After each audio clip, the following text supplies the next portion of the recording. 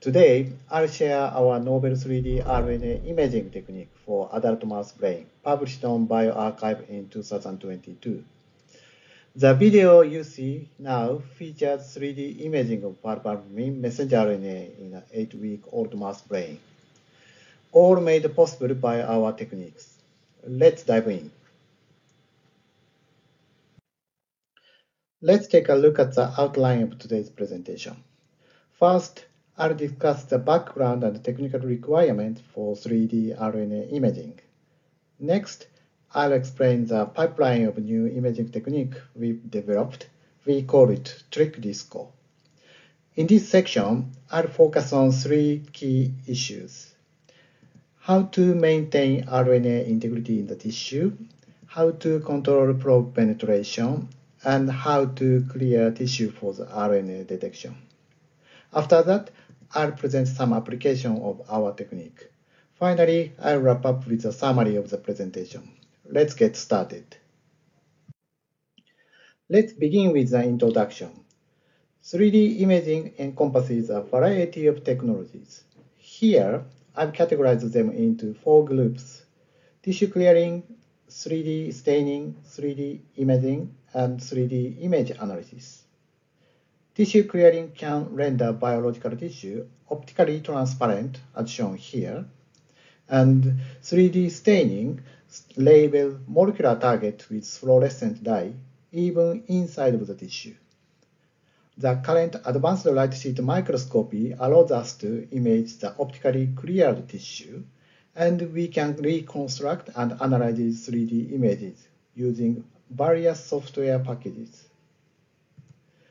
While this workflow is well established for protein detection using antibodies, the development of RNA detection in cleared tissue has not been explored extensively so far. In conducting 3D RNA imaging in cleared tissue, we face several major challenges. First, maintaining RNA integrity. RNA is known to be fragile and can be easily degraded by factors such as RNA contamination and high alkaline processes. It's absolutely crucial to preserve RNA integrity throughout both the tissue clearing and staining processes. Next challenge is staining. When staining RNA, it's essential for the reagent to penetrate deeply, enabling a comprehensive analysis of the entire tissue. This becomes particularly significant when dealing with a large tissue like a whole mouse brain. Last challenge is tissue clearing. RNA detection method must be compatible with the tissue clearing process, and the signal intensity needs to be sufficiently high for light sheet microscopy.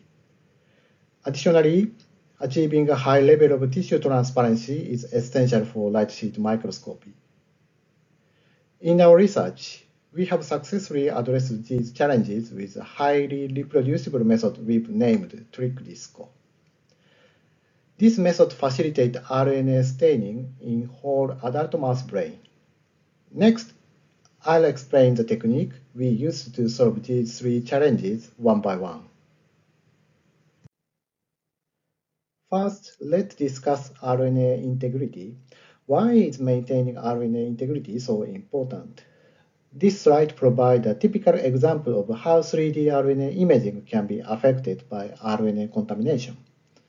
Here, 2 examples were processed using the same TrickDisco method. However, the sample on the right was incubated in PBS without taking careful measures to prevent RNA contamination before hybridization.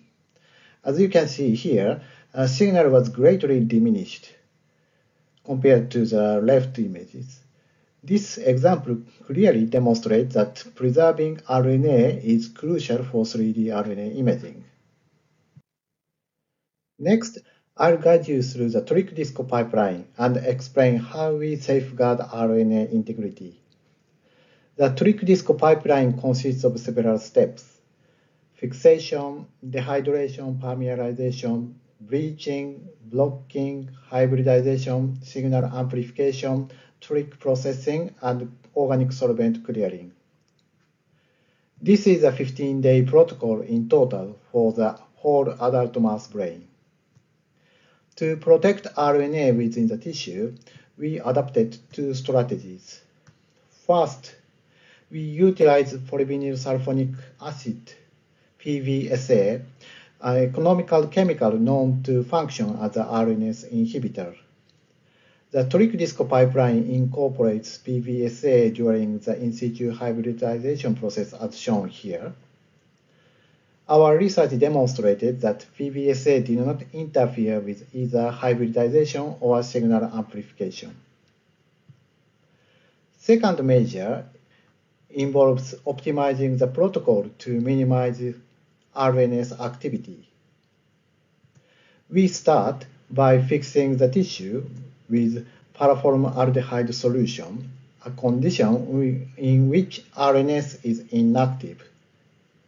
Then we directly transfer the sample to a methanol solution. This immediate transition is designed to prevent RNase activation under physiological conditions.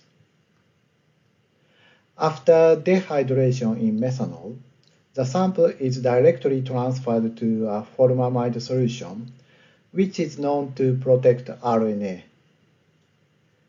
Following the hybridization process here, the RNA is hybridized with DNA probes, and this DNA-RNA hybrid becomes resistant to RNase A, a major enzyme involved in RNase contamination. By implementing these protective measures, we've achieved a high level of reproducibility in our experiment. Next, let's delve into RNA staining. Within the trig disco pipeline, we employ a technique known as the in situ hybridization chain reaction, in situ HCR. Let me briefly explain this technique. In situ HCR is a novel in situ hybridization technique that uses an initiator sequence and metastable hairpins. A pair of DNA probe hybridized to a target RNA and form an initiator sequence as shown here. After hybridization, two metastable DNA hairpins, it's shown here, start to hybridize with each other on the initiator sequence without any enzymatic activities. This is why it's called the hybridization chain reaction. This method has significant benefits for 3D staining because the DNA probes and the hairpin are very small and can easily penetrate the tissue. However, achieving whole brain staining has remained a challenge.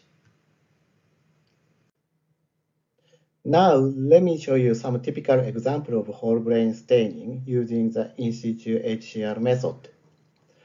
This image is the result of staining Thy1 messenger RNA, which is ubiquitously expressed throughout the brain. Unfortunately, staining did not occur in the inner region of the brain due to the penetration issue, as shown here.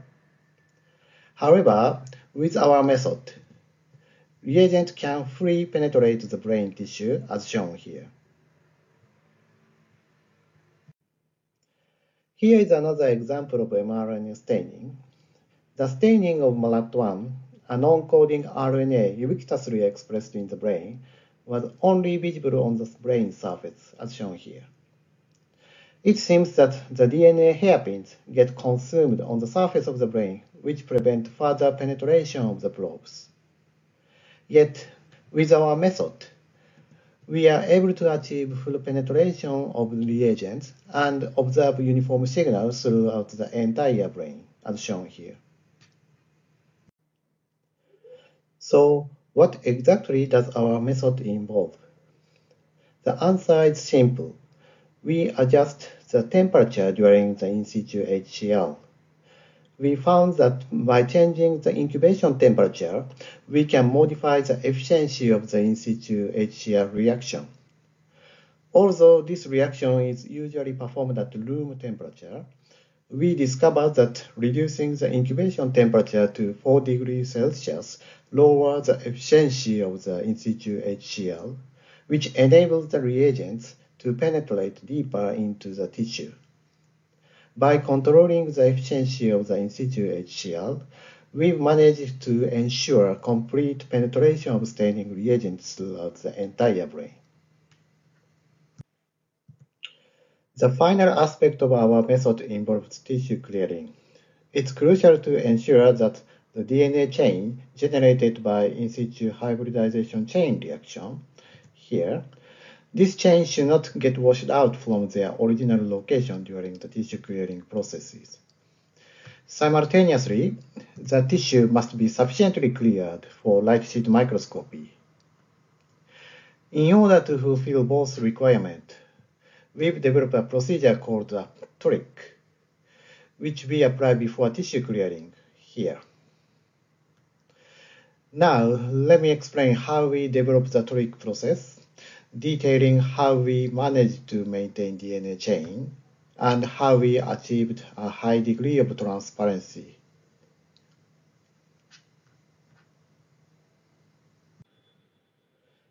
In terms of tissue clearing, we utilize the organic solvent-based tissue clearing method, which consists of dehydration, delipidation, and refractive index matching.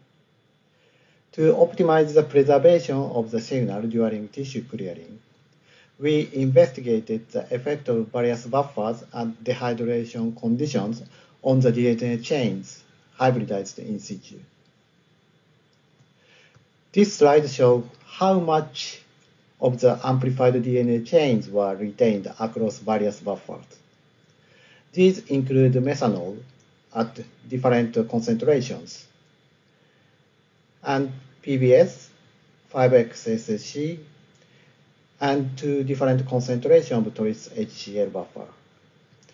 We found that using either 80% or 100% methanol or 500 millimolar Tris HCl buffer effectively retain the DNA chains.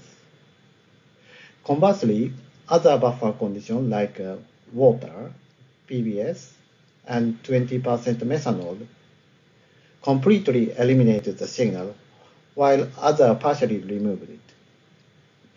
Given these results, we attempted to dehydrate the sample with high concentrations of methanol after the in situ HCl process, which subsequently led us to a new challenge.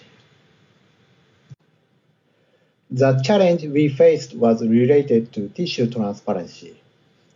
We found that when we dehydrated brain that had undergone in situ hybridization with high concentration of methanol, in this case 60%, the samples did not achieve complete transparency. However, with the standard iDisco clearing method that starts with PBS, followed by dehydration with 20% methanol, the sample was well cleared. These results suggest that buffer component used in situ HCl protocol hindered organic solvent tissue clearing. One might suggest using PBS for clearing after in situ HCl, but as I showed earlier, PBS failed to maintain the DNA chains. So we needed a buffer that wouldn't interfere with clearing, but would maintain the DNA chains. In this pursuit, we discovered that using Tris buffer resulted in the tissue not only well cleared, as shown here, but also in the signal being adequately maintained. Now I'll explain what actually happens during the TRIC process. The in situ HCl method uses SSC buffer, a saline sodium citrate buffer. We found that SSC precipitates during dehydration, and this precipitation cannot be cleared in organic solvent and make the tissue opaque in clearing solution. This is why the tissue didn't clear well, as demonstrated earlier. We choose Trees buffer because it can preserve DNA chain, and importantly, trees dissolve during dehydration with alcohol, thereby preventing precipitation. Thus, tissue was well cleared in our condition, as shown here. We name this technique Trees-mediated retention of in situ hybridization signal and clearing, TRIC, and we refer to the whole process of the 3D RNA staining method as TRIC-DISCO. Okay, now I'll show you the actual slice images of parvalbumin messenger RNA throughout the whole adult mouse brain. This is a horizontal section view, and it starts from the dorsal and proceeds to the ventral. The point I'd like to highlight is that the staining is highly uniform throughout the brain, and the transparency is high enough to see through the entire brain, as shown here. The staining pattern was confirmed to be consistent with the Allen Brain Atlas. If you zoom in, you can see that the staining is at single-cell level, but I'll show you later. Here, we have slice view example of several inhibitory neurons and dopaminergic neurons. You can observe the sparse distribution of cortical inhibitory neuron throughout the neocortex, as shown here, and localized expression of the gene related to dopaminergic neuron. You can see here, here, and also here, and here. These examples are part of our set of validated probes. So far, we have validated more than 30 target probes using our custom probe design script. Today, I won't have time to present our all data. However, I'd like to mention that we've already validated probes for a broad range of gene types using TRIC-DISCO. These include cell markers, vasculature markers, cell cycle markers, immediate RE genes, and others, all of which are highly relevant to neuroscience. Lastly, I'd like to demonstrate the application of multicolor imaging. We've stained the whole adult mouse brain with 4 colors: gray for the nucleus, red for somatostatin, green for parvalbumin, and blue for GAD1. The movie on the left side presents a whole brain view, while the one on the right offers a magnified view of the hippocampal area. As you can clearly see here, we've achieved the imaging at the single-cell level.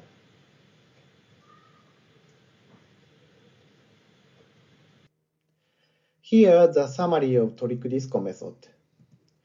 It's robust and highly reproducible 3D RNA imaging method. The sample preparation time is 15 days in total for whole adult mouse brains. TRIC-DISCO is RNA-resistant workflow. Staining is fully uniform in the deep area. It achieves high transparency. We validate many different target genes, and it allows for multicolor imaging. Details of today's talk are available as a preprint on bioRxiv shown here. This preprint provides detailed information about the protocol and all reagents used in the protocol. Please download them and try our method yourself. This protocol has been successfully adopted by several researchers already, including students, postdocs, and our collaborators, and so far no one has failed if you follow the protocol. I hope you too will be able to image a whole brain as we demonstrated today. Thank you very much.